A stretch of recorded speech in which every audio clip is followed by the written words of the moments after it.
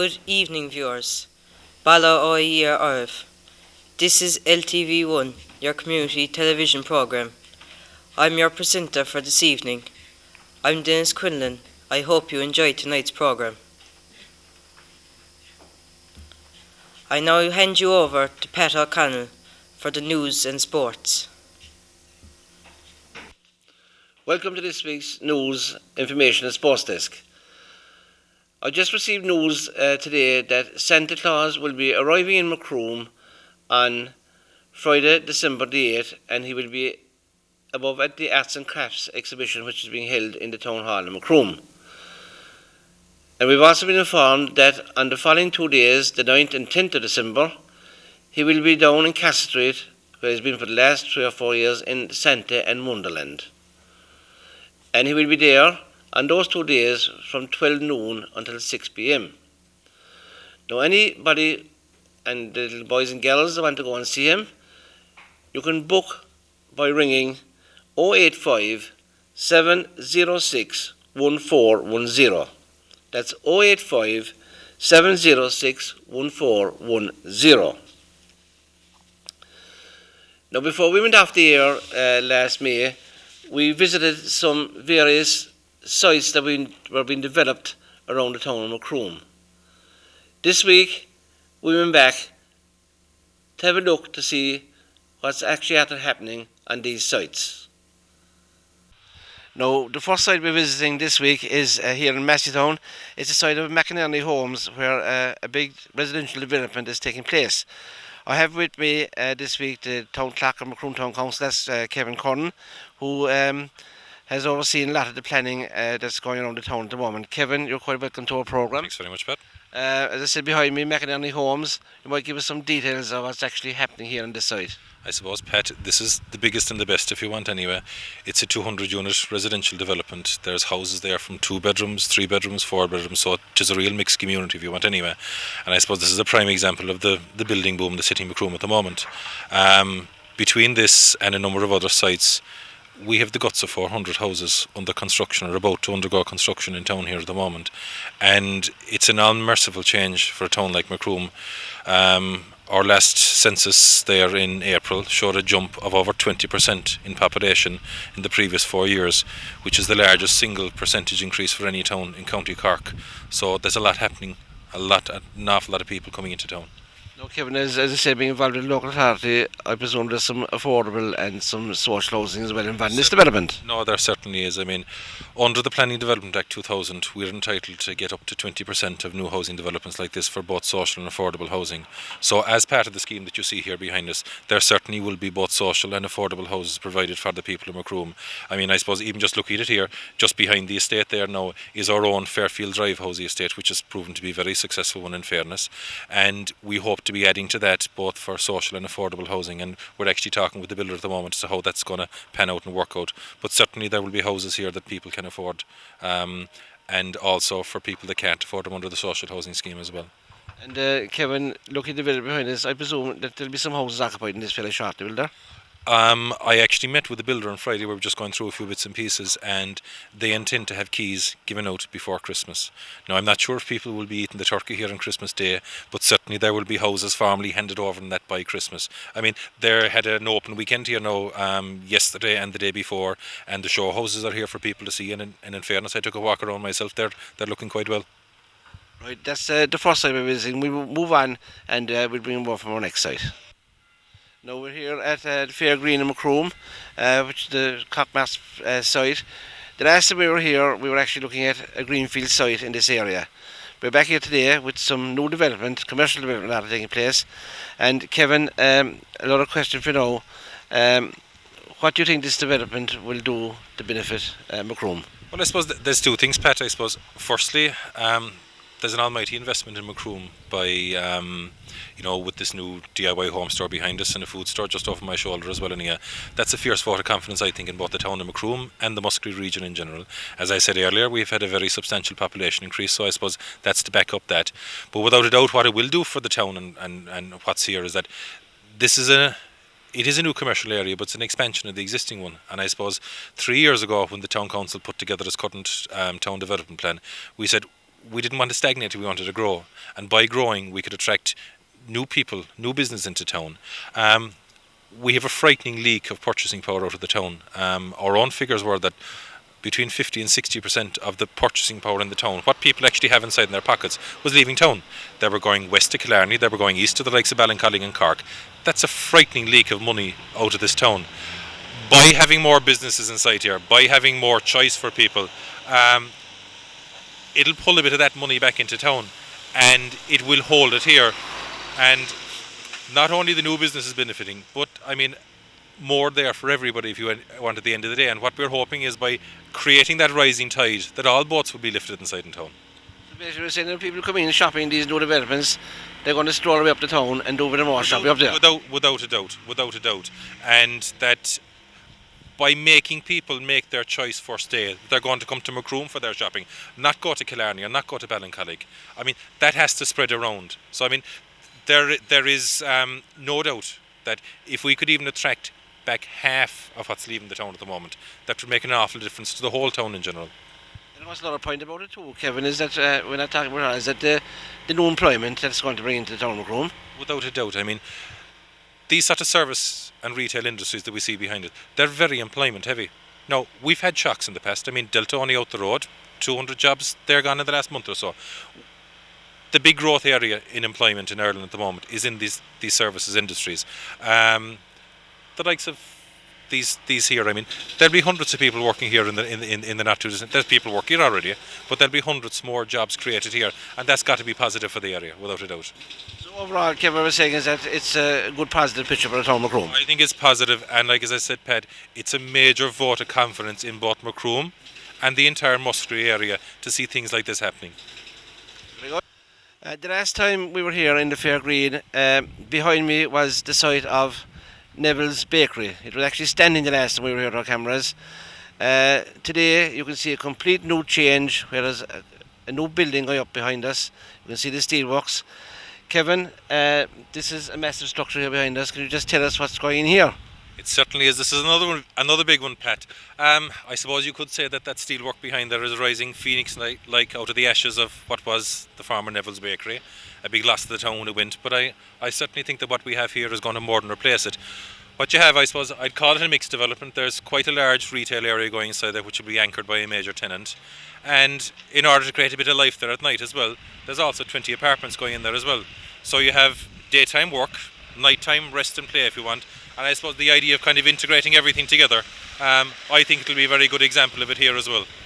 No, Kevin, that's a very interesting point, because even taking the town itself, and we'll say the square now above, there are actually a lot of business now in the main streets of the town, and there's no actual life over them. The people have gone away and they're living somewhere else. So this is a very good idea to have life in this place again. Absolutely, I suppose.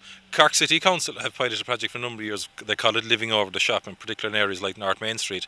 And the idea being is that when the business owner turns the key in the door at 6 or 7 o'clock in the evening, you don't have all the lights out, that there's actually life here. It actually makes the area more safe and secure as well, because if you have people living in these apartments here, their surveillance, if you want, or passive surveillance as we call it, people can see what's happening. It keeps the community safe and you know, makes it, I think, work better. Plus as well, I mean, if you have people working here and they're actually living upstairs as well, isn't that better again? Walk to work, why bother with the car sort of thing as well? So it makes good sense for an awful lot of reasons, but it is actually keeping life in a place on a 24-hour a day, 7-day-a-week basis. That's what we're about. Not having closed communities, if you want, that are either dormitories on one side or just business places on the other side. Get the whole lot working together.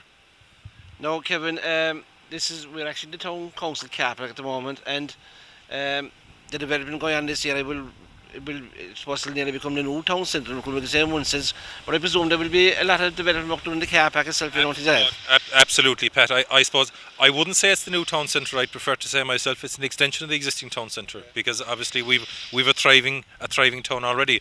But certainly, I mean, what's happening here, I mean, the building work you see should be finished by late next summer.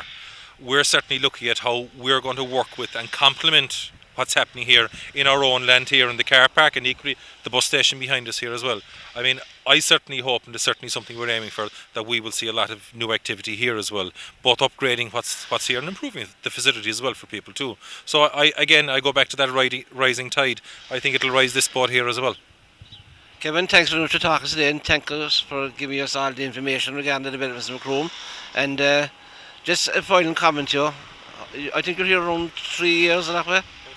About 4.5 years. You've seen big changes since you came.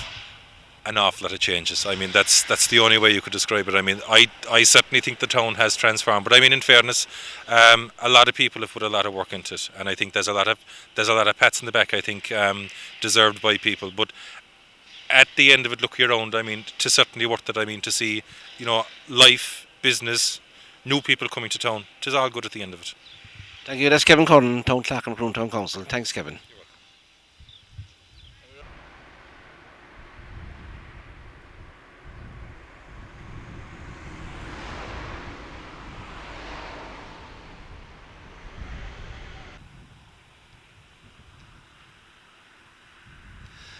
I'm now here in Coolcore, Macroom, and the last time we visited this area, we saw the demolition of the former Montrose Ballroom here at Coolcore.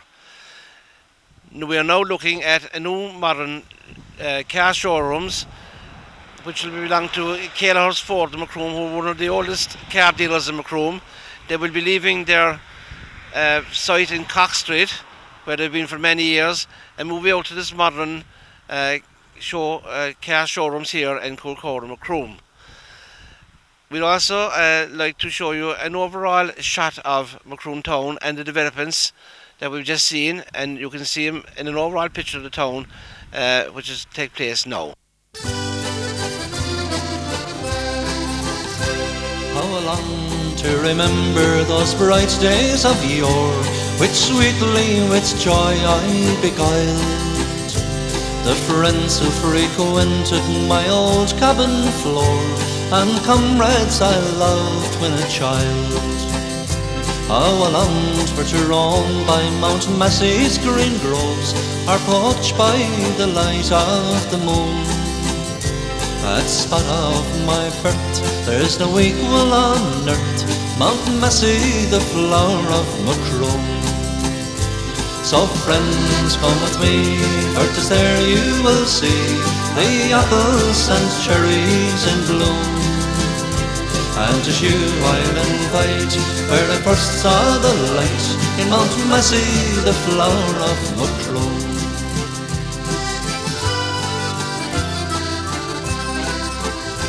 In the sweet summertime, when the season was fine, what fun would be there at the gate. The colleens would smile as they sat on the stile, while the sweethearts their love tales relayed. When dancing was o'er, we'd stroll through the park, each lad with his lassie in bloom. That spot of my birth, there's no equal on earth, Mount Massey, the flower of Macroom. So friends, come with me, and 'tis there you will see the apples and cherries in bloom. And 'tis you I'll invite, where I first saw the light, in Mount Massey, the flower of Macroom.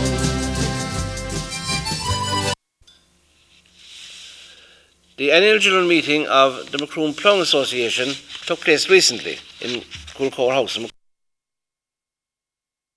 Attendance with many young people taking part, and by young people coming along to these meetings, it makes sure that the future of Plum and Macroom is in a healthy state.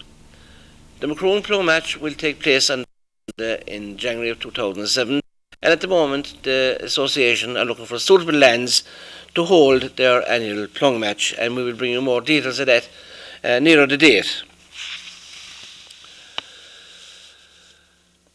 Now, the Southwestern Fishery Board, they have relocated their offices from Neville's Terrace in Macroom, where they've been for some time now, and they are now moved to Sunnyside House, which is the old parochial house in Macroom,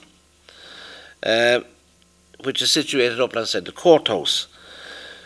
There's a small bit of history attached to this house. It was built in 1850 by Thomas Coppinger, and later in the century it was owned by Dr. Warren Cook, who was the the medical officer in Macroom town during the famine period. It was bought by Macroom Parish in 1897 and was used as the parochial house until 1999. And in all, 7 parish priests served their time out in this house. It was then sold to George Desmond, who later sold it on to Radon Ireland Limited, who actually developed some eco-friendly houses in the gardens of the house, and they then in turn sold the parochial house, which is now called Sunnyside, to the Southwestern Region Fishery Board.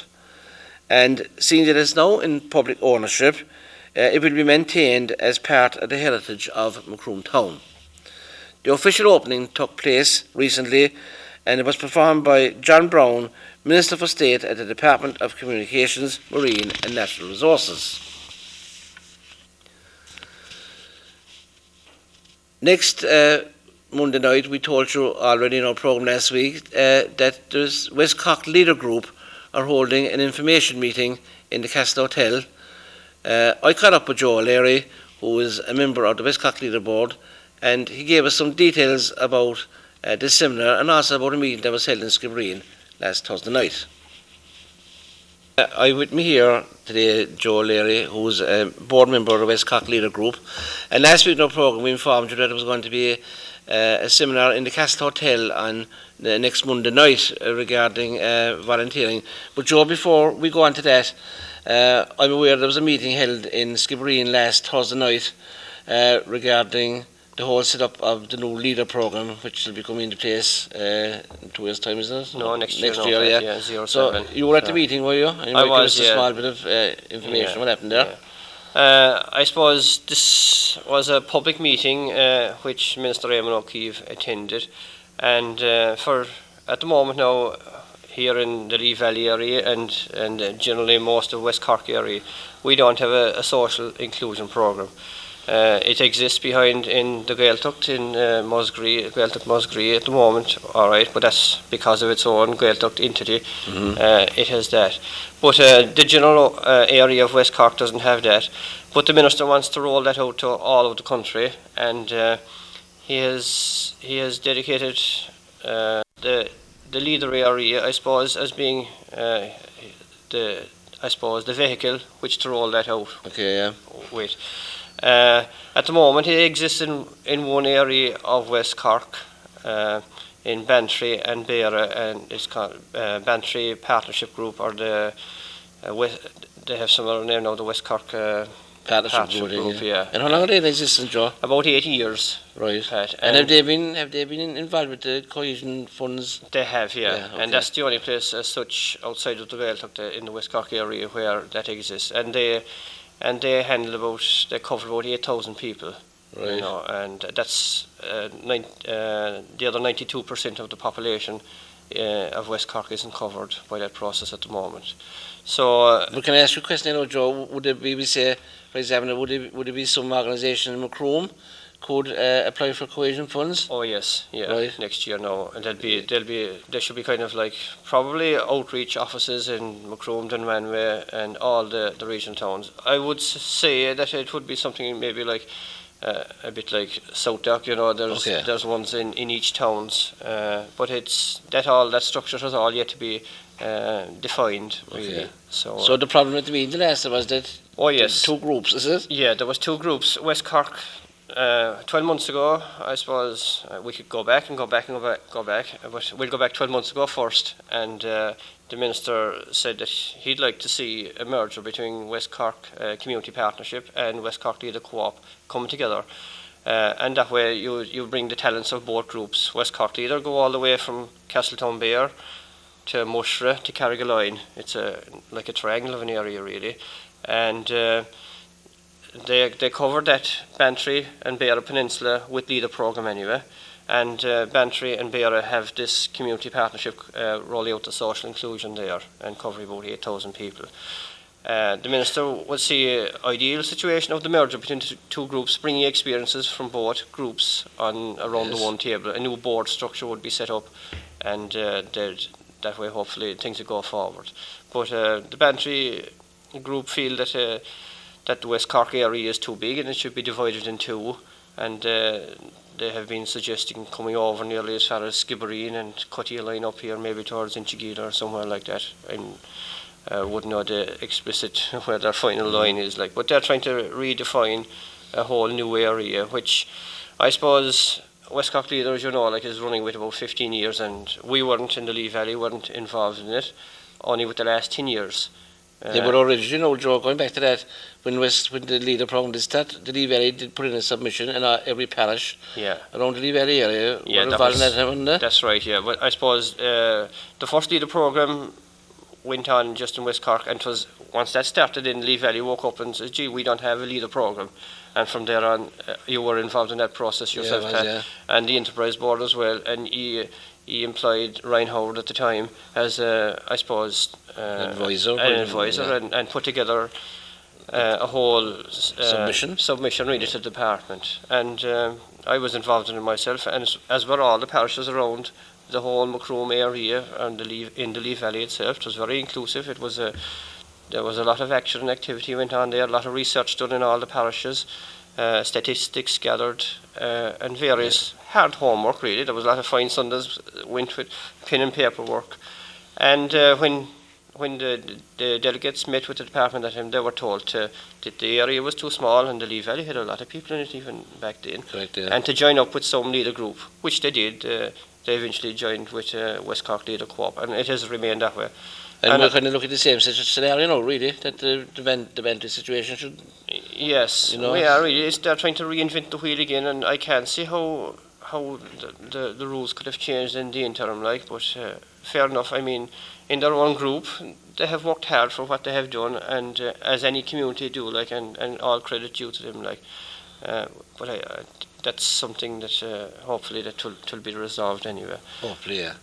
Now coming on to next Monday night, the 27th of November, and this similar in Macroom as regards volunteering. Volunteers. I mean, that is something that's hitting every organisation in the country, is kind of the lack of volunteering and people not getting involved. Maybe they feel that they're not wanted and stuff like that. So there's a facilitator coming to that meeting called Mike Holden, and he's running the global action plan for West Cork Leader as it is, and the meeting is on in the Castle Hill at 7 o'clock sharp. It's going to go on for about 2.5 hours, and light refreshments will be served on the night, and hopefully he'll inform people of how maybe they best can get involved with communities and make initial contact, and to be inclusive really, and there won't be just the status quo, the same faces stuck in every organisation. Up to Carrigaline way, I'm sure if there's any stone unturned, let's say Joe Lear is nearly stuck in it, and it's not something that I like. I like to see more people involved in my own area as well, and I'd be appealing as much to Carrigaline people as anyone else to come forward. Clondrahead, Ahina, the whole Kilmatra, and even in the Gaeltacht areas, it's going to be an enlightening area for all. And when I say even in the Gaeltacht areas, I'm not saying you're outside the catchment area, but it's going to be informative. You have a very good working organisation back there in Rennery as it stands, and you're kind of up and running as it is with a good system, including the social inclusion programme.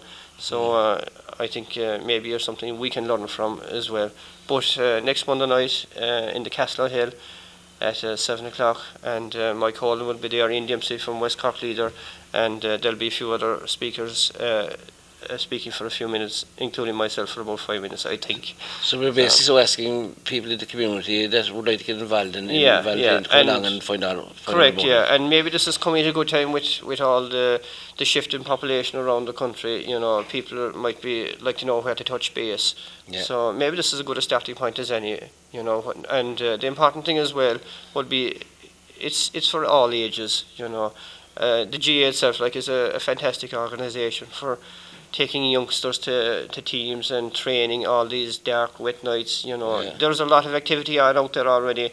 Particularly, I suppose the GA would be one organisation that would stand head and shoulders. It's pretty thankless work, and it's something maybe that other people can learn from, and maybe those that do it, maybe there's some way that they can be appreciated more as well.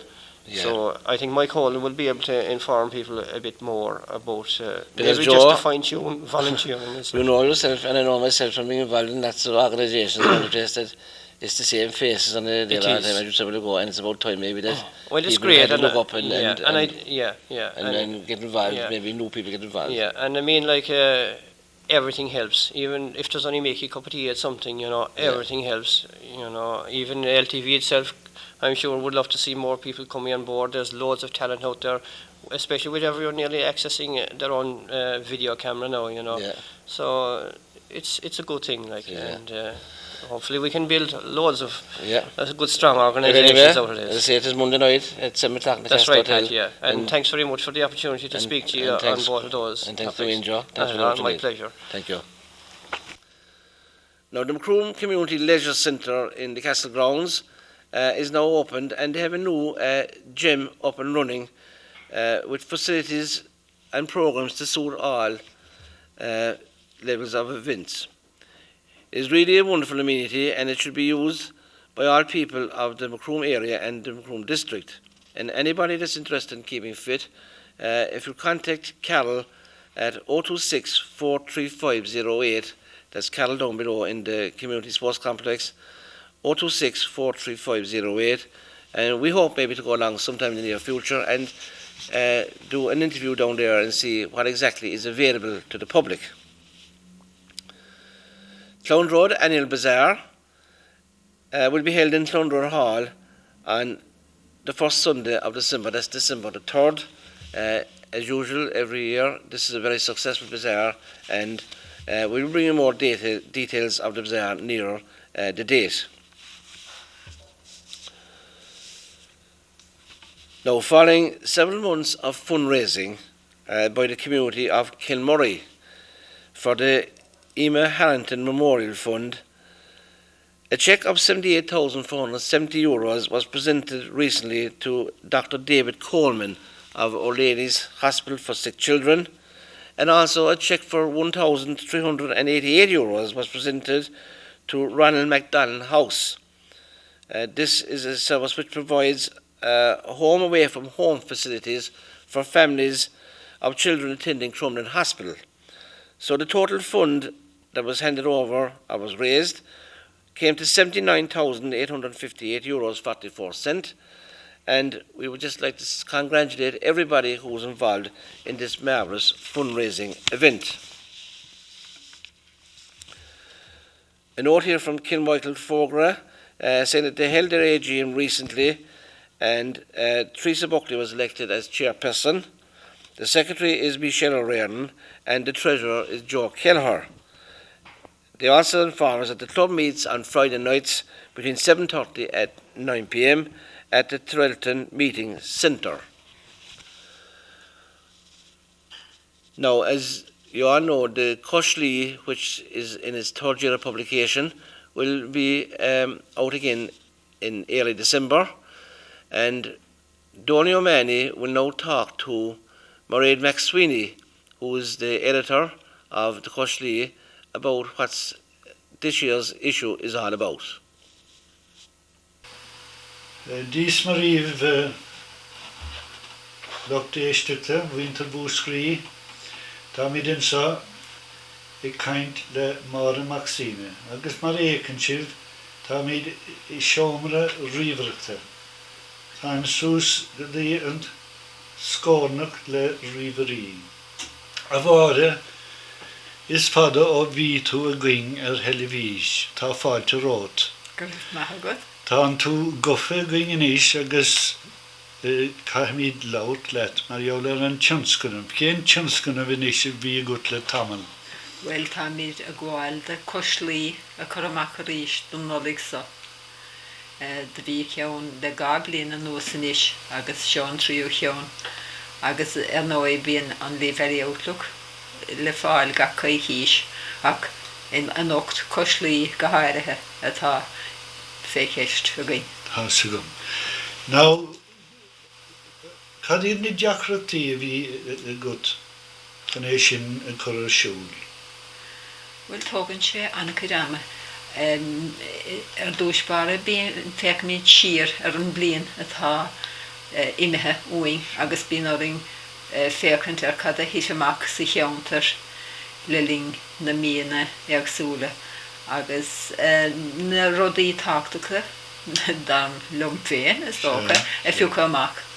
Agus an son bín sé decha go leor rud fé le a thuairt isteach sa coislí gombeach sé simúlas na daine gombeach siad in ámé léamh agus gombeach ábhar simúla ón.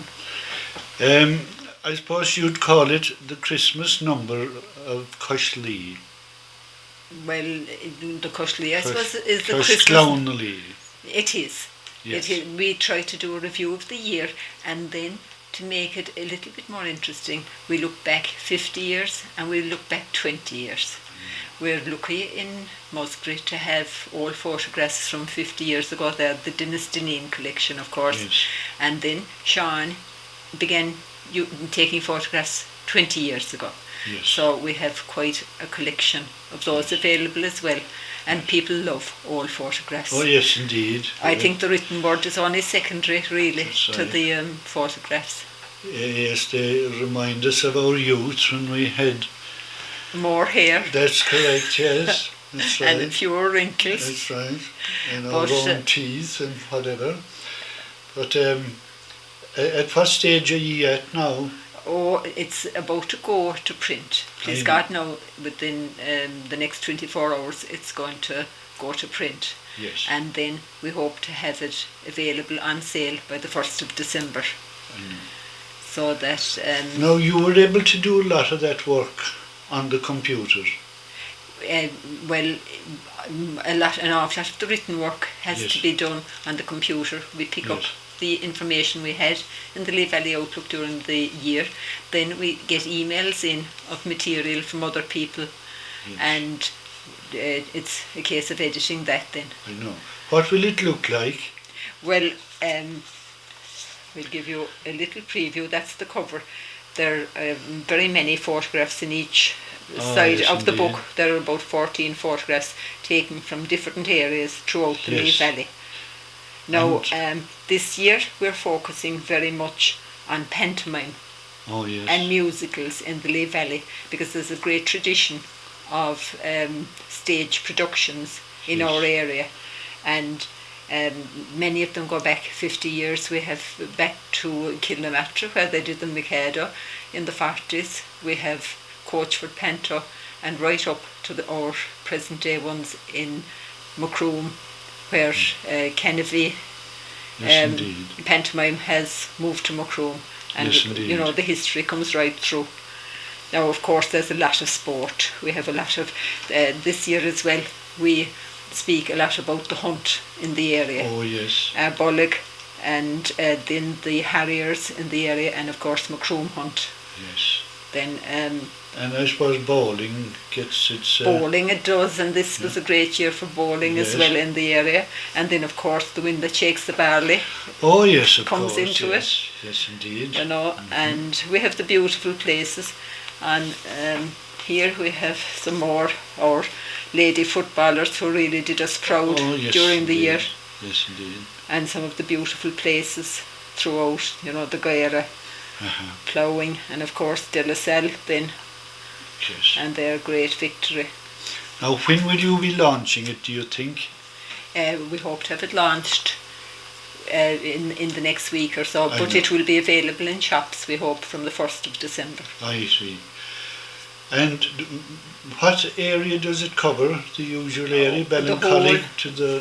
From Ballincollig to Ballingeary, from Clondrohid to Kilmurray, from Dunamore to Kilmichael, and all in between. Oh yes. So what do you think, how many will you print? About 1,500 are printed. Oh, very good. And what price will be on it this year? They're a very, very humble price. They're only €5. Oh, okay. I don't think you get a box of fags for them, for that. I don't know about fags. I think actually a 20 pack is now about €7. So neither of us are smokers by the sound. But really, it is, I think, good value. because the photographs, the old photographs alone, there are some beautiful photographs then that we got from the town council. There were aerial photographs taken in 2 different years within 93 and 2005. 12 years of a difference, and the difference is phenomenal. Of course. You know, where you look at the same area and how Macroom has changed in that time. Oh, yes. Yes, indeed, and even as we speak, it is changing. It is very much in the past 5 years. Yeah. Yes. Well, we wish you every success with it. We hope the printer gets going on it straight away, and that there'll be no difficulties or errors. Before I go, I must say that there are 2 particularly interesting things, I think. We have a lovely report of a Polish Christmas and how it was celebrated in Christmas in Poland, and how those people who are now guests in our country, how they hope to celebrate Christmas in Ireland this year. And we also have a beautiful bit from Cooley, on Nolig I Goulet, le Pedro le Han Noi, agus tá sé go háling fad Corsias an Nolig I Goulet fadó. Tá mí anna bheith dit a bhara agus ganairi let agus liv. Gur mahagad. Gur mahagad don. Dunamore, this is seen as citizens. Their Christmas social will take place in the Hibernian Hotel in Mallow on Sunday, November the 26th, and it will start at 1:30 and finish at 6 p.m. Music will be provided by Frank Fitzpatrick. Tickets are €20 each and are available from the committee members in Dunamore. Now, so coming on to sport for the weekend gone past, we have soccer results, and in the AUL Premier League, Macroom 0, Coachwood 1. In the Division 3 League, Macroom 1, Bantier 1. Fixtures for this coming weekend on Saturday, November the 25th, the Premier League, Macroom take on Toker Rovers in Macroom at 2:30 p.m. And on Sunday, November the 26th, Macroom B take on Coachwood B in Macroom at 10:45 a.m. The Macroom soccer lotto for this week, the winning numbers were 19, 27 and 28, and the €70 jackpot went to Casey O'Brien of Coleman's Park, and next week's jackpot is at €2,800. West Cork League results, Division 1, Kilmichael Rovers 2, Doris 1.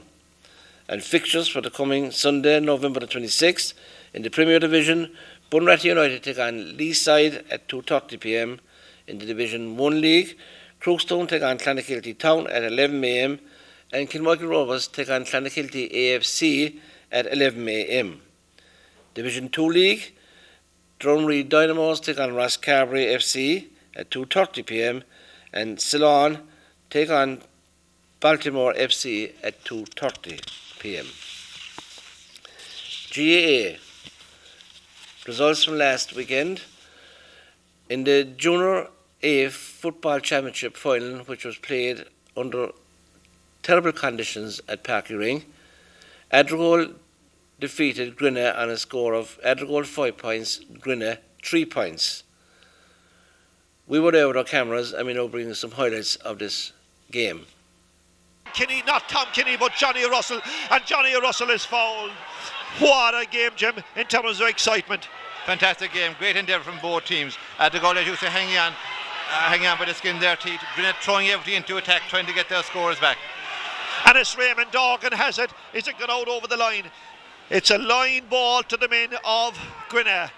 A metre down from the corner flag. The line ball has been taken. Dorgan kicks it inside. It's a huge one in terms of where it's dropping. The ball landing into the hands of this man wearing number 10, Tyg Walsh. Tyg Walsh has been surrounded. He get the ball out. He did get it out successfully to a Grenagh man, I would think, at the moment. But it's Adrigole who have robbed it. Can they survive? I wonder. They're the Grenagh man and the tough over there. And the Adrigole man going in a solo run down the line. And over there, Shooley's gone out over the line. It's a line ball to Adrigole once again. The scoreboard says 5 points to 3. Will they survive? I wonder. They've been Adrigole. Or can Grenagh score 2 points? 29 minutes, 44.372 seconds gone in the second half of the 2006 Junior Football Championship as a pair of fingernails have disappeared down through the esophagus of a young Adrigole supporter here in front of us. 5 points to 3 the scoreboard in the Evening Echo sponsored 2006 Junior Football Championship, Jim. Real endeavour out there, Paul. You have to admire all these players. Adrigole, the way they hung on since Brendan Jur got sent off. You know, yes, I can see him over the side. I must be killing him at this stage. You know that he isn't out there to help them their fight home.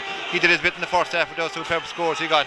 But at the moment, there's a Grenagh player down injured. The referee has stopped the watch, which is important because at the moment we've gone over the 30 minutes. There possibly is a couple of. I'm not too sure if they flip the board over, but there will be a couple of minutes at least of injury time. No doubt there'll be a couple of minutes of injury time. But it's here being carried forward. It's Adrigole who still have it. Can they get the ball down the line, I wonder? They have the ball 65 metres out from the Adrigole, from the Grenagh goal. This has been a real tough match. And the man that has it is Kieran Green O'Sullivan. He's 21 years of age. He gives it to another man called Paul the Glyn O'Sullivan. Glyn gives it to Hugh Buckley. Buckley, it just slips away from him at the most inappropriate time. But let's not fault any man alive or dead in this situation, as the all tooth and nail stuff for the V. They talk about a little parish. These are two little clubs that so richly deserve their day in the sun. Excuse the ferocious pun. Ain't no sun around here, but it's pelting down with rain. The conditions are absolutely awful. There are 31 minutes gone in the second half of this game, and Tom Kinney is in there. What a game this man has played. I'm sure he's a serious contender. Win, lose or draw for man of the match. The man that has it now is Kevin Desmond for Grenagh. He comes to the 65-metre line. He's moving toward the 45 and he's moved the ball in.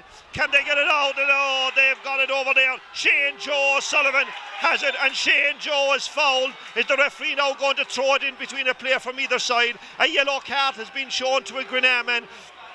And Shane and the referee, I thought there was a glorious moments here. Mark Kinney is the player in question. I think he's been sent off, Jim. Yeah, I think so, Paddy. It looks like a second yellow card, and he's just been sent off. We're into injury time at this stage, but he's a vital player for Grenagh. But there can't be that much left now, Paddy. 32 minutes gone. Adrigole, as we say, still hanging on in there, defending brilliantly. Dara Carey in the back has been outstanding for them also. It has been a day when all players, subs and all others, have given their all for both clubs. Tom Kinney lobs a huge one in. It's in around the goal. It's caught inside. And what's going to happen? The goalkeeper is out with it. What a day this man has, as Adrigole live to fight another day. The referee blows the full-time whistle, and it's all over. Adrigole have won the County Junior Football Championship, and what a day it has been for them. For their county, their chairman is Peter O'Sullivan, the secretary. What a lady in Marie Goggin. The treasurer Brian Blake, and one of the subs as well. And I'm telling you, after this game there's going to be the junior intermediate football. I would like to thank the officials, Davy Fell and his team of officials, who under trying conditions did such a great job today. And without further ado now, I will hand the cup to An Kishjor, Pierce O'Muraco, to give it to young Carey.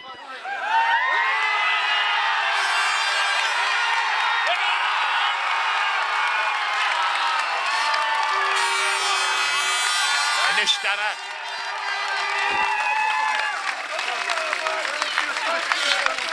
No, hold the two of them together, Diana. Hold the two of them together. Your speech. Do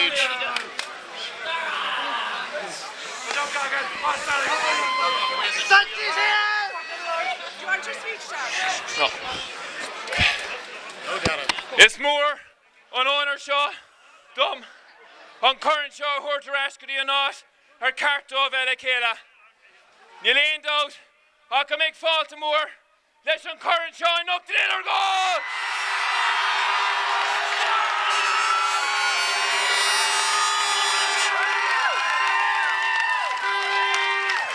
It's a great honour for me to be bringing this cup back home to where it's been wanted for a long time. There's no doubt, but there's going to be a huge welcome for it down in Adrigal tonight.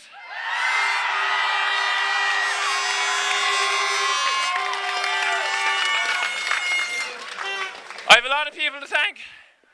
Firstly, to my teammates, lads, when we sat down on New Year's Day, we had 2 goals. One was to win the Bear Championship and get back into the county, and the second was to win the county. Thankfully, through hard work and determination, we've achieved those goals. We've been through a lot over the last few years, but the desire and the will to win has never left this team.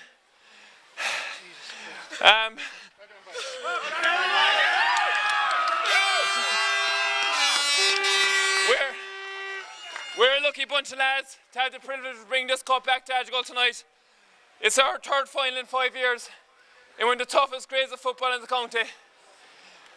I'm delighted for each and every one of you, especially the older members of the team, who are thinking about retiring at the start of the year but who stuck with us. And hopefully next year we'll be challenging for intermediate honours.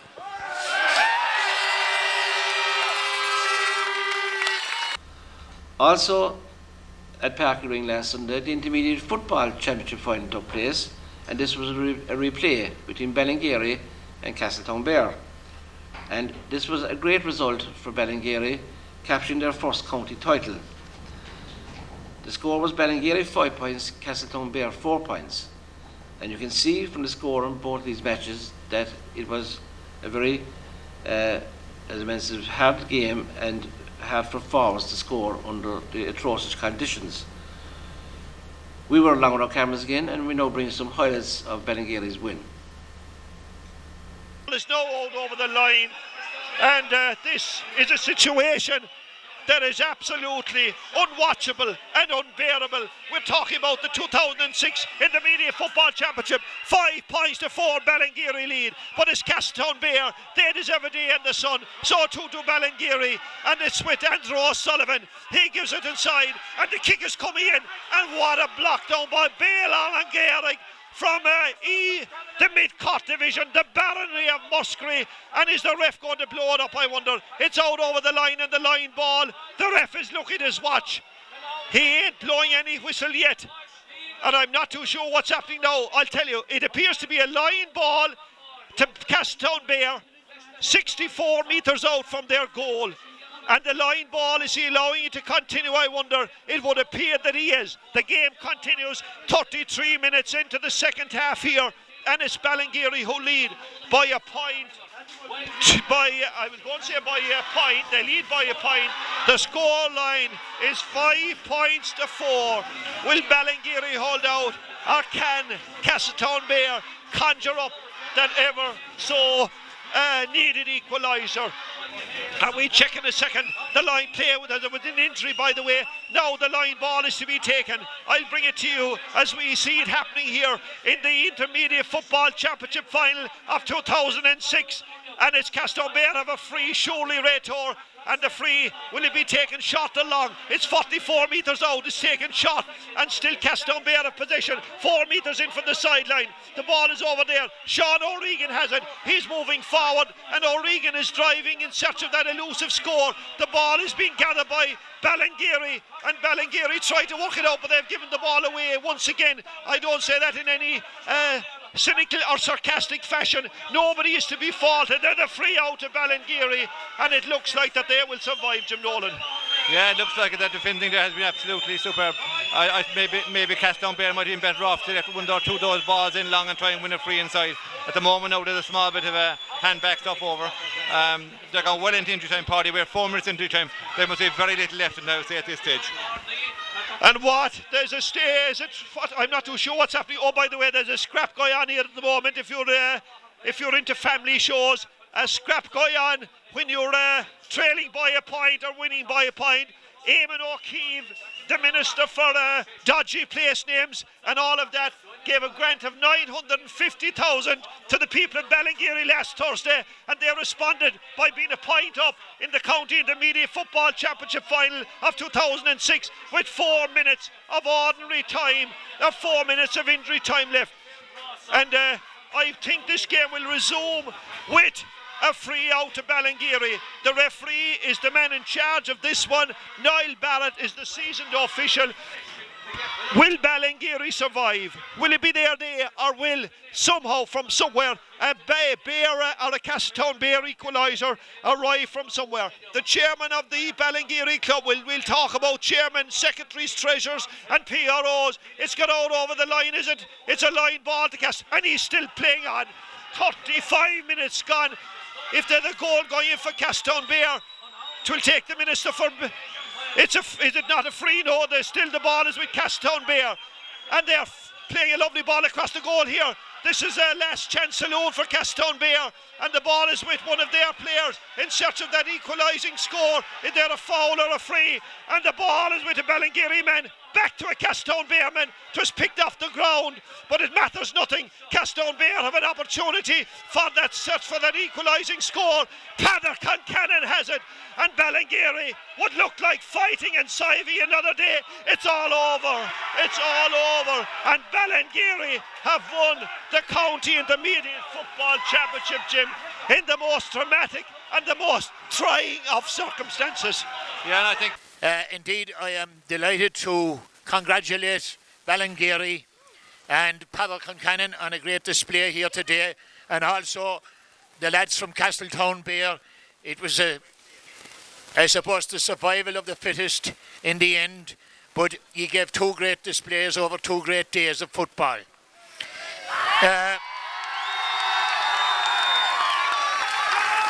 I would like to thank Niall Barrett and his officials for the wonderful way that they handled the game in this a dreary and dirty November evening.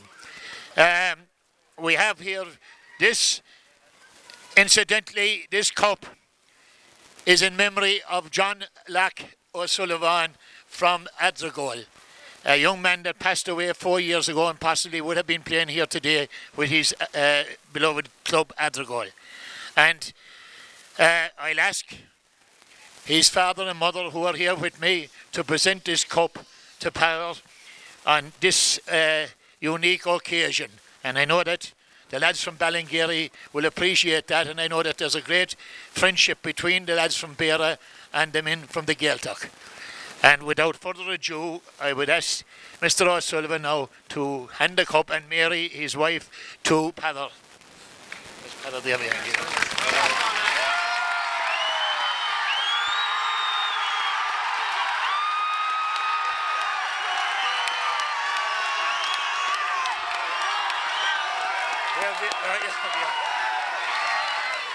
Make the speech first. Yeah.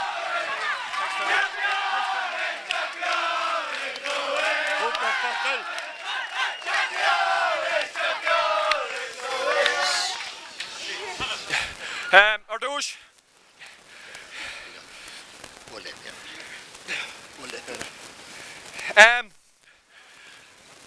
Lads, on this great occasion, I would like to thank a lot of people. I would like to thank our 3 selectors, Colleen, Justin and Garrod. I would also like to thank another man who came on board this last year, needs no introduction, a man of great intelligence, football intelligence and craft and everything, is Eamon Ryan.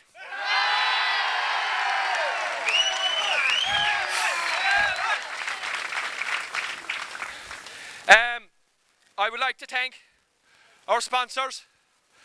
I would like to thank Paddy Lynch and Sheila, Breed and Christy Lucy, Joe Healy, Noreen Healy for donating money towards the team for gear and gear bags and stuff. I'd also like to thank Dinny Hurley for sponsoring our jackets and also our meal last Sunday and again this evening. I would also like to thank Frank and Eileen Deneen, the shop, Ballingeary for the sponsorship as well. I would also like to thank Fireboard as well for sponsorship. I would also like to thank the people who have run the club the last few years. I would like to thank our chairman Betty, our secretary Catherine Lehan, our treasurer Tiger Galvan, and all those who have served in committees and everything for keeping the club going the last couple of years.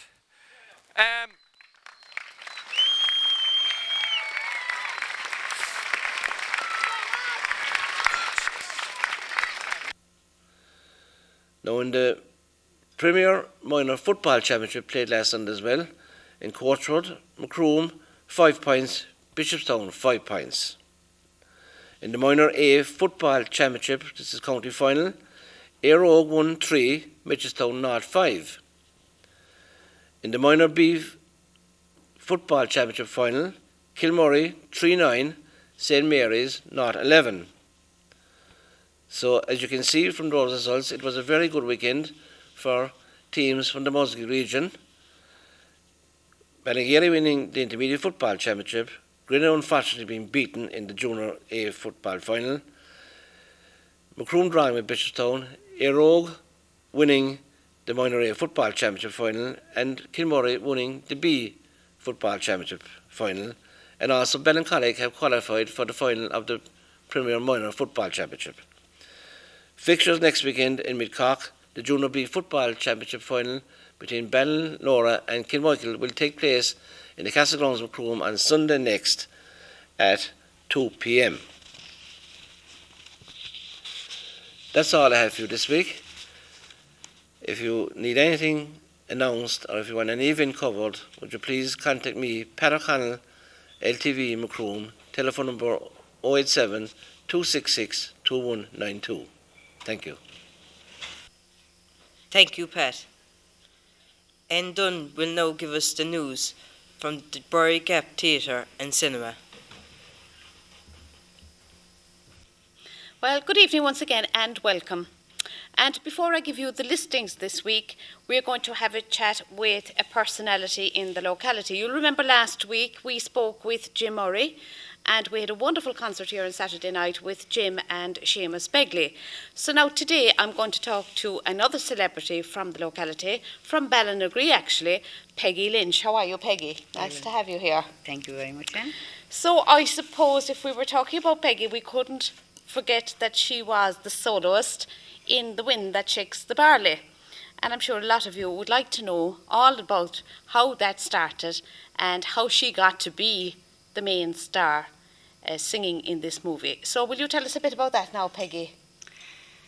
I got a phone call one day from this girl, and she said to me, "Are you the Peggy Lynch? You're Peggy Lynch?" And I said, "I am."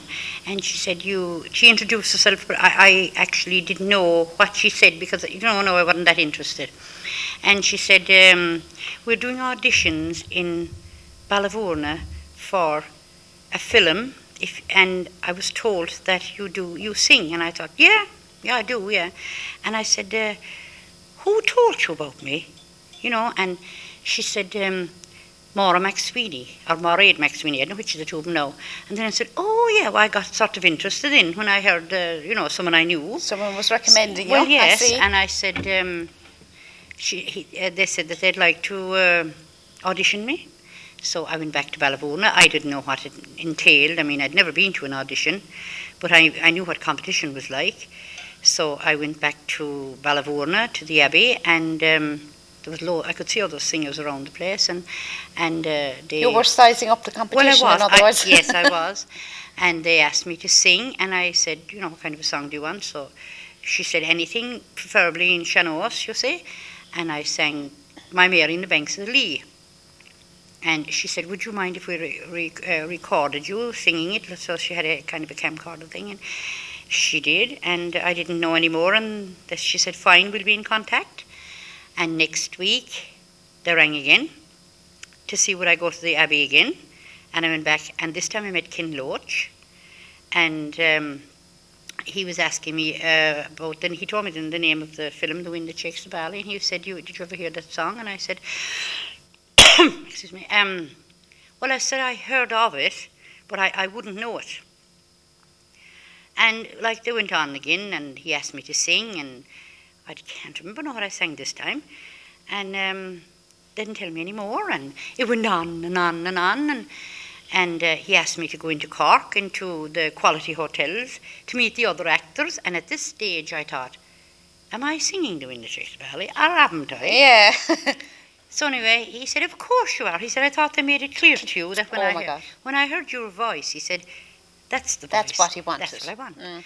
So then I had to go looking for the air of The Wind That Shakes the Valley. Yeah. They had the words, but Connie Connell, you know Connie Connell. I do, of course, yeah.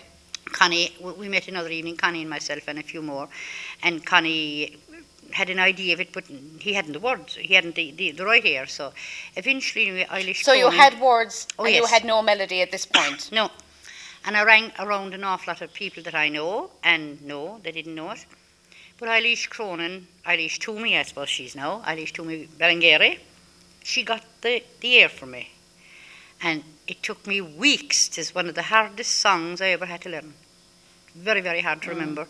But eventually I done it, and I'm very, very proud of it. Of course you are. Very proud. And I suppose in a way you might have been better off it wasn't a melody in your head, because if you had it incorrect in your head, it would be very difficult to correct it later. Yes, it would. And you mentioned there sean-nós, and I suppose a lot of people would be thinking, what's the difference between ballads and sean-nós? And, and I just think that there probably are three categories in a way, because you can sing ballads in a pub in a relaxed form, and then the difference if you were doing something like score and you were singing a ballad, it's all about diction and phrasing, and it can be accompanied.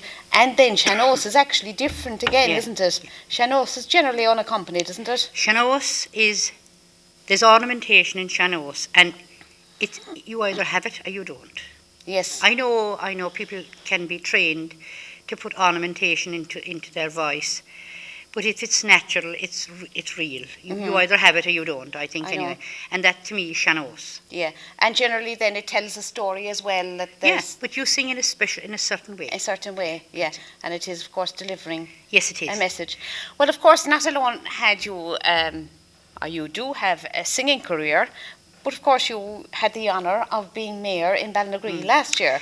I had. And what did you have to do during the year to represent Ballinagree as a mayor? I know you took part in the St. Patrick's Day parade here as mayor of Ballinagree last year, but what else had you by way of functions during the year? Well, whatever functions the Ahina Heritage or the Ballinagree Vintage were doing, particularly the Vintage, part of my duties was to go and represent whatever they were doing, appear there. But I thought that, well, it was an honour to represent my area and to be thought so highly of that they nominated me as mayor, and that I would do something for charity and have a bit of fun doing it, and get a lot of people involved.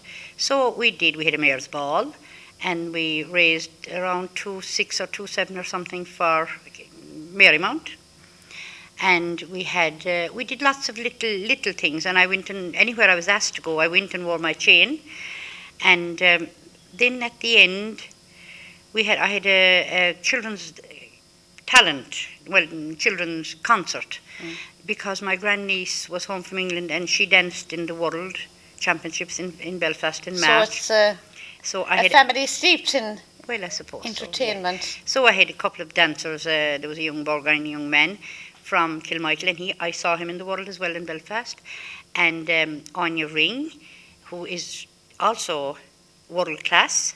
And of course is my niece. And you, of course. I didn't think of that. She's your niece.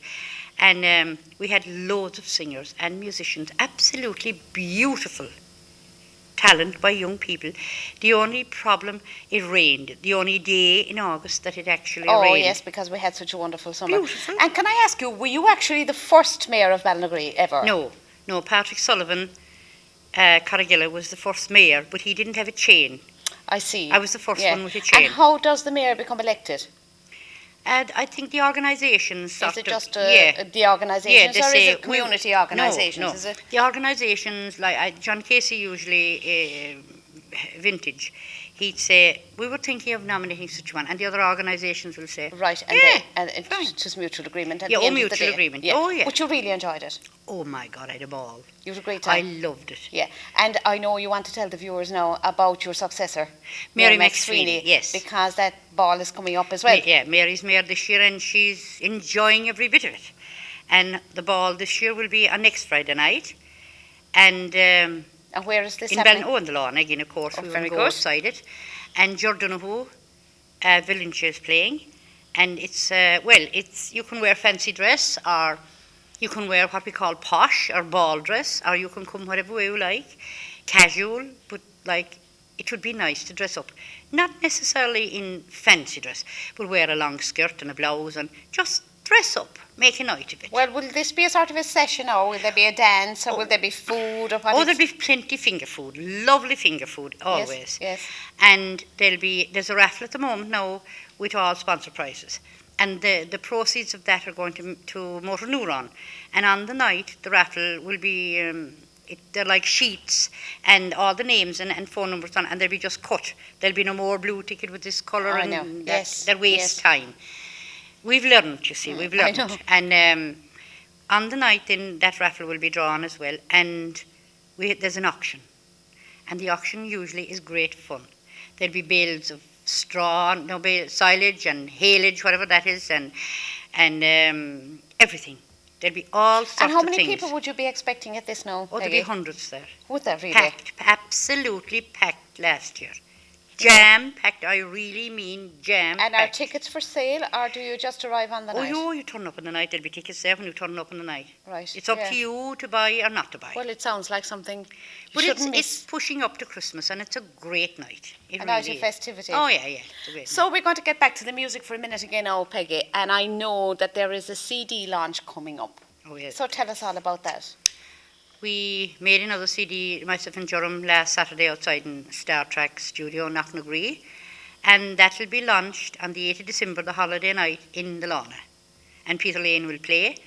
He will provide the main music, and we will have other artists. It looks like you'd have to pull into Ballinagreed for the next 3 or 4 weeks. Yes. Between all the festivities that are going on in the Lana. And then you have, on the 16th, there's the Heritage, Ahina Heritage, in the Upper Pub, in Donovan's, in the Ploughman, in Linda's.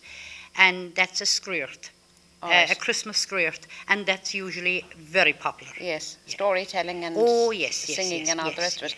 And can you tell us a few of the tracks, mention a few of the titles of the songs you have? How many tracks are on there it? There are 12. 12, right? But I've... and they're all unaccompanied? Oh my God, no. Oh, they're not? Oh, no. There's only 2 unaccompanied. Oh, is that right? Yeah. And one of them will be The Wind That Shakes the Barley, because, on account of the obviously, film. I have that in. And another one unaccompanied is The May Morning Dew. Yes. And they're old songs. Most of them all have never been heard before. And I have resurrected them and made waltzes, And I think they're lovely. There's 2 from Macroom. And one of them I never before heard, and I got it from Assumpta Casey. It belonged to her late husband Niall, who was from Macroom. And it's called Around by Cooleyhan. It's a beautiful song. I never heard of that, no. No, you didn't. And when you're looking for something, when you're looking for a song, what do you do? I mean, obviously you got that one by accident. If you're looking for something new and fresh, where do you source the information? Well, I have a load of them. Have you really? I have, yeah. And I have. Well, people give them to me. Mm-hmm. Then there was a song made for me to sing. It was a tribute to Paddy Quill, the late Paddy Quill Ballingeary, and that song was made for me by Dan Kane. He's from Listowel, back that direction, and that'll be in it. Well, it is a very good idea to record them, and I think that perhaps you should probably file them away someplace as well, because very often these old songs can be forgotten so fast, And then I had them all put together. And I got another song about Macroom. It won't be in this one, but it might be in another one. Next, yes. And it is called The Hooded Cloak. Oh, and it's about the cloth, the coat, the hooded I cloak. know. Yeah. Oh, very good. Well, now, Peggy, we're not going to let you go away without giving us some little rendition of something from the CD, or indeed anything of your choice. So this is Peggy Lynch leaving you with the song of her own choice. Well, I sing one verse maybe so of Around by Cooley. I hope I remember it now. Come, Mary, let us leave the town, let others walk the street. We too will take the country road where very few will meet. I have a story for your ears I have before begun. Tonight I'll tell it all to you around by Cooley.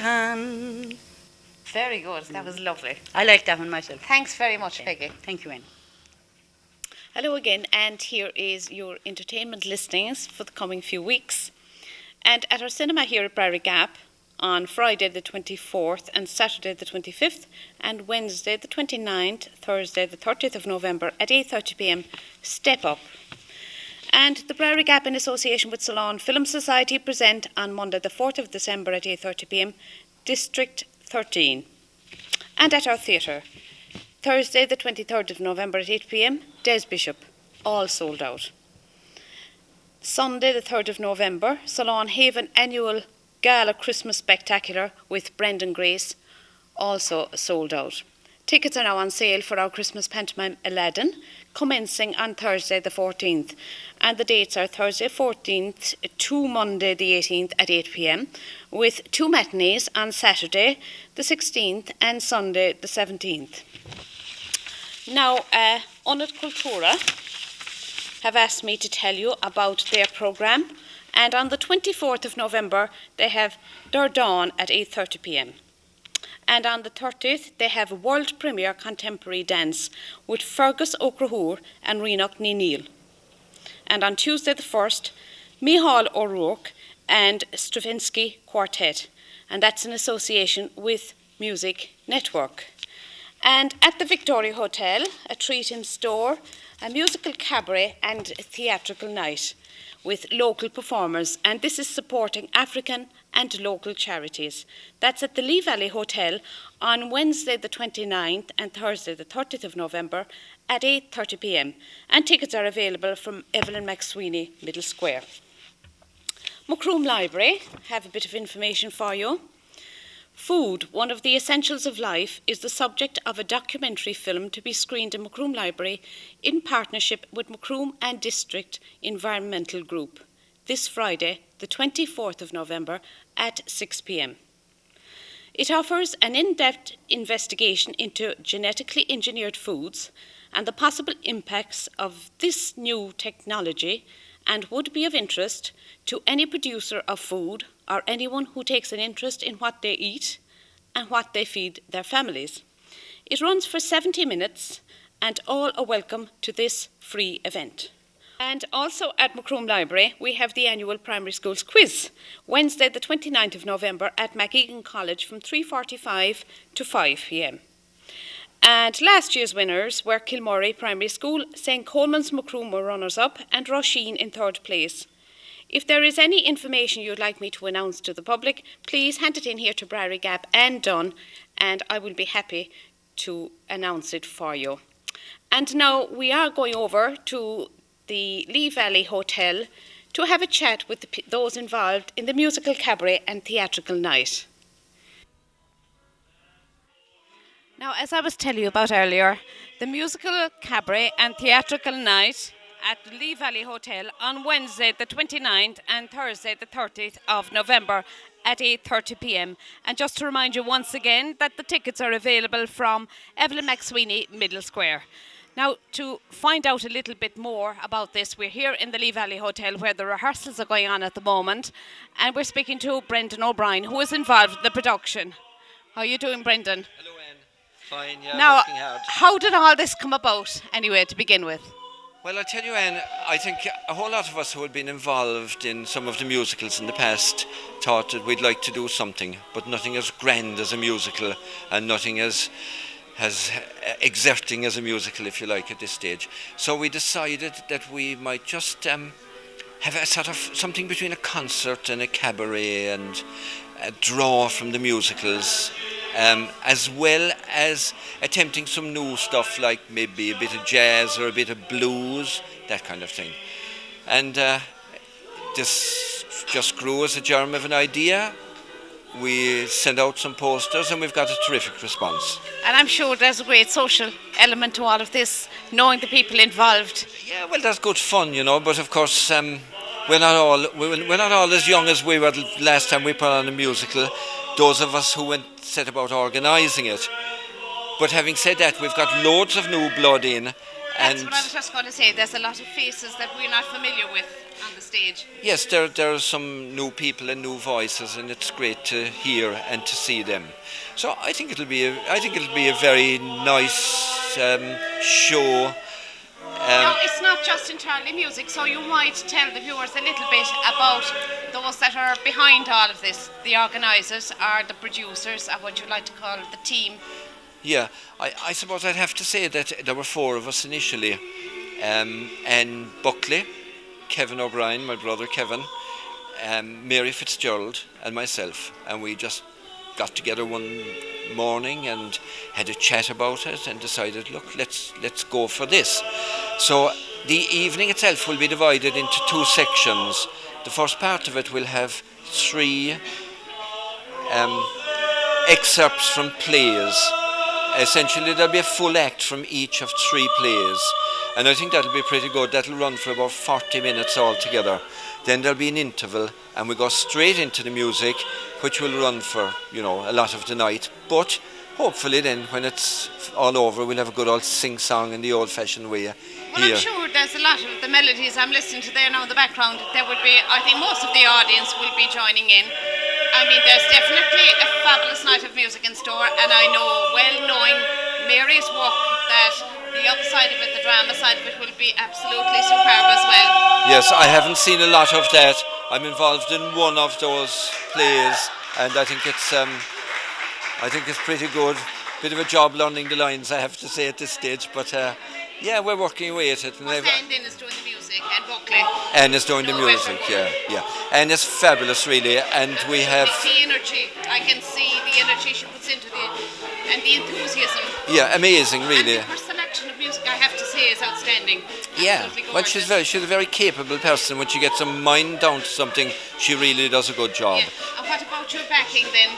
Well, we've got Anne Egan, who has backed the shows in Macroom for years and years, and we also have Kevin O'Brien, of course, who play music as well, and Padraig Deneen on percussion. So then we are hoping as well to involve a couple of violinists, although that still has to be firmed up.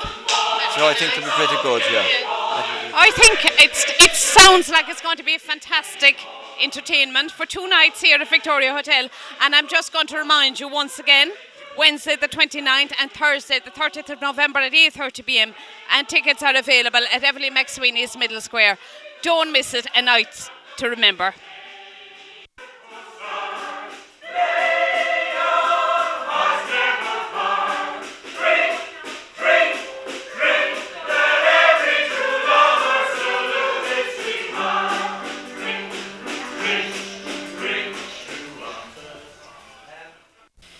The Ahina Heritage Society went to Mill Street Country Park for a concert in 1996.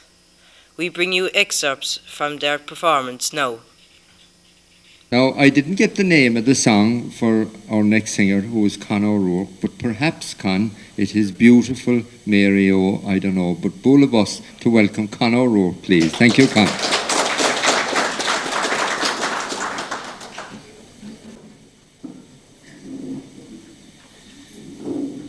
You may often go to talkies, to the cottons at the fair, or drive around Killarney to view it seems so rare.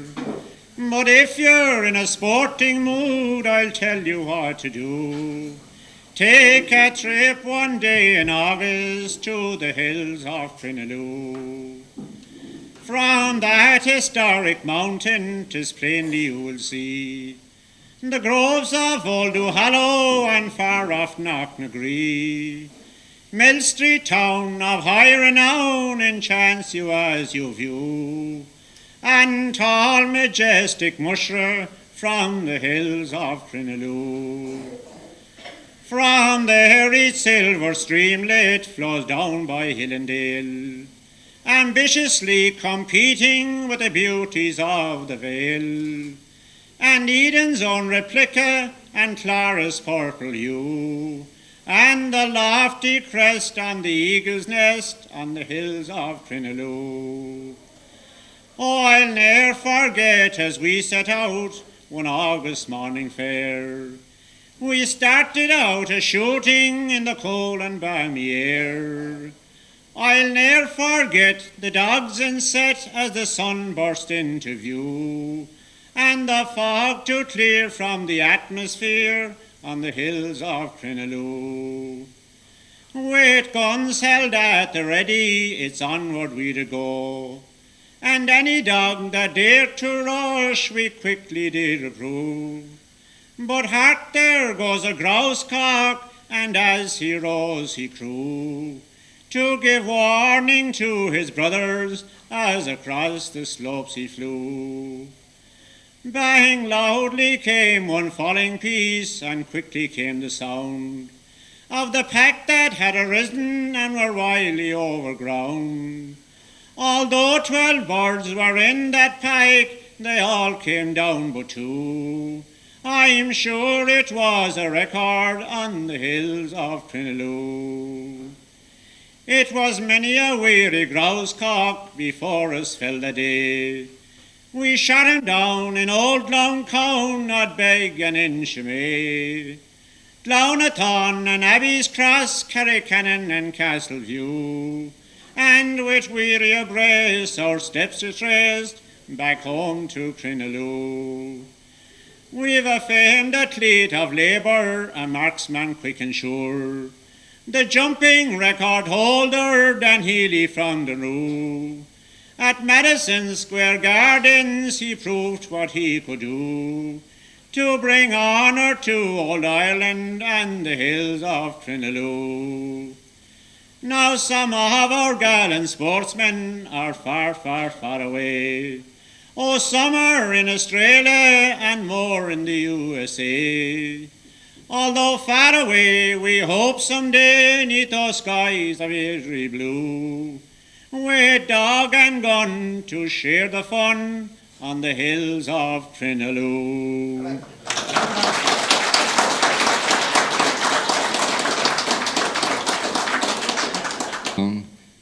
Which is the song Red is the Rose.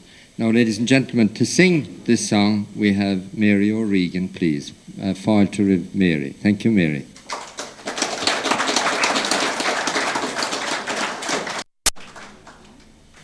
Come over the hills, oh my bonny Irish lass.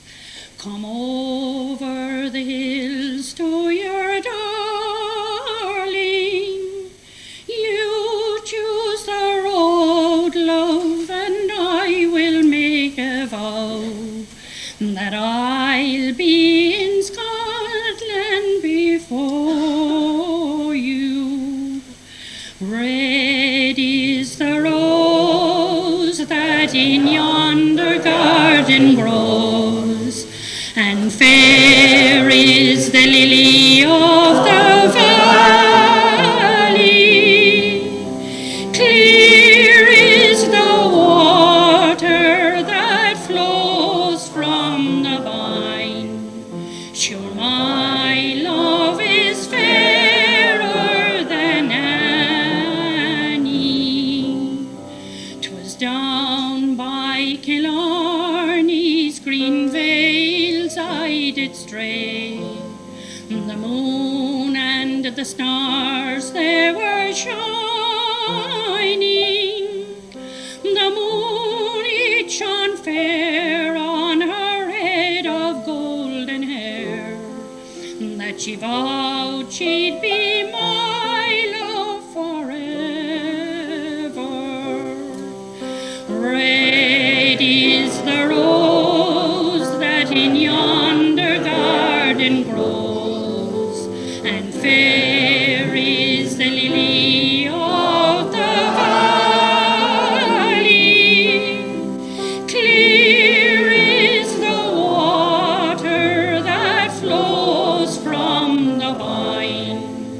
Sure, my love is fairer than any. It's not for the parting of my sister Kate. It's not for the loss of my mother.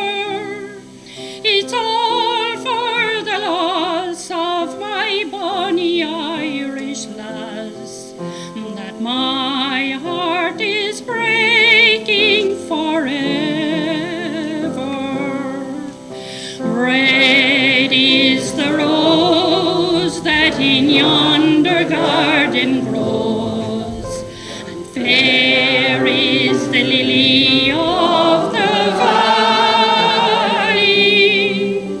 Clear is the water that flows from the vine. Sure, my love is fairer than any.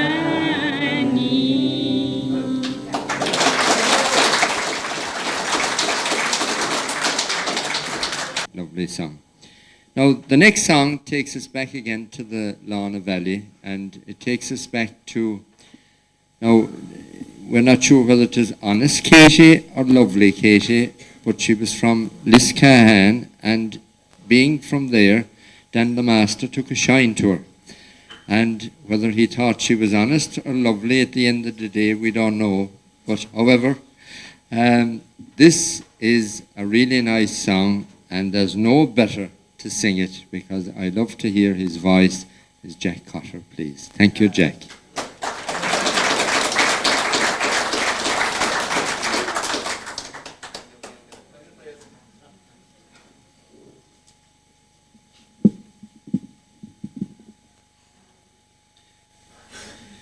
Ye gentle muses, I pray excuse me, your kind intrusion, grant me once more.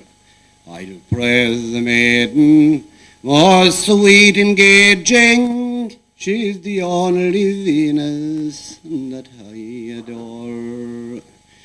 Lest you aid me, my heart will fail me, with a station pleasing I must have drawn.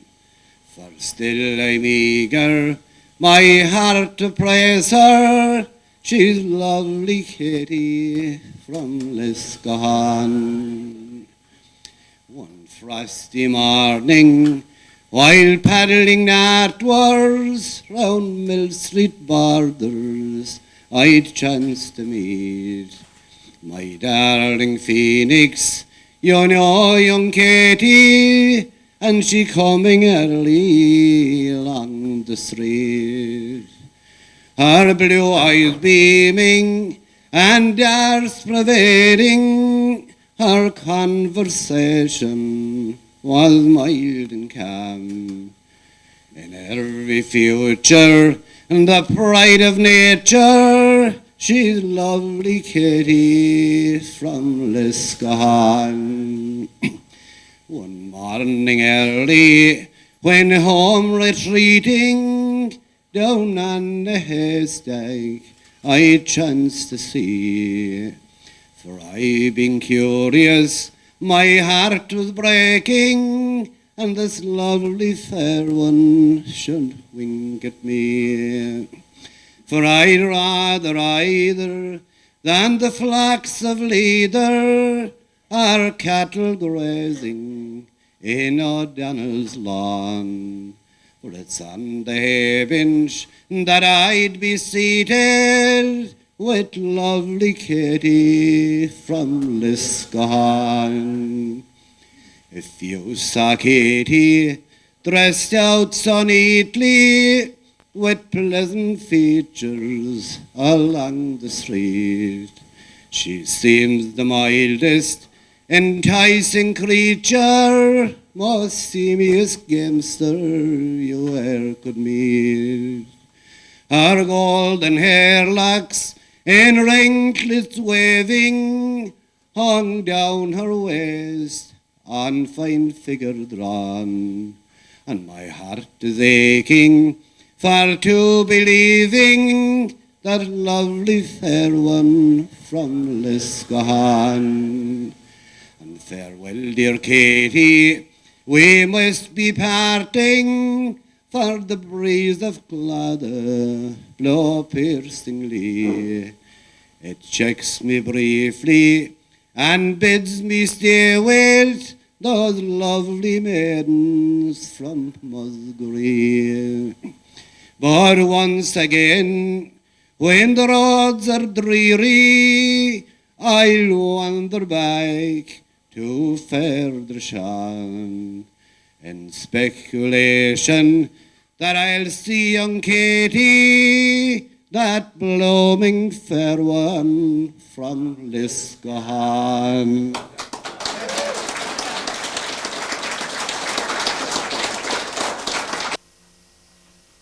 That's our programme for tonight. Thanks for watching. Good night and good luck. Ihawa.